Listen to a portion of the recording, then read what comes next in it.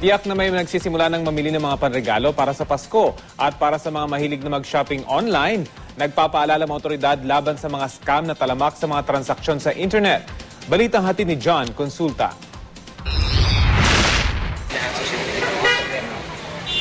Gamit ang kanyang cellphone, maayos daw na nakabili si Jethro ng pyesa ng kanyang sasakyan sa isang online trading site. Kaya naman ngayong Pasko, balak niyang mag-online shopping na lang. Iwas parang hold up, pero mga ganun. Yung oras mo? Oo, oras ko, save pa.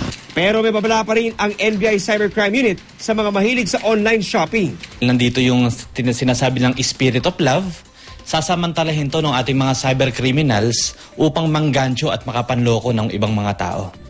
Sa pag-aaral na sinagawa ngayong taon ng security technology firm na McAfee, inilista nito ang tinaguriang 12 scams of Christmas.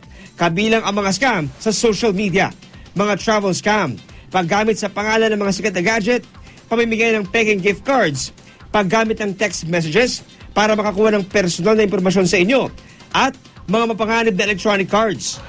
Kaya tip ng NBI, tiyakin may address ng tanggapan o establishmento ang transaksyon.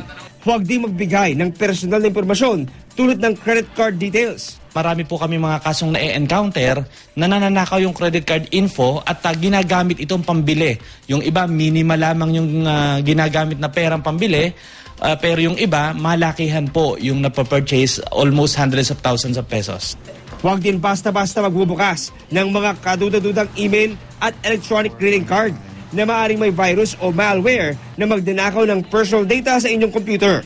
At magdalawang isip na kung sobrang laki ng discount sa mga travel promo. Tayo po maging mapanuri, mapagbantay, kung ano po yung ating papasukin, aralin at alamin po natin kung sino yung kausap natin at kung ano yung website na pinapasok natin. John Consulta, GMA News.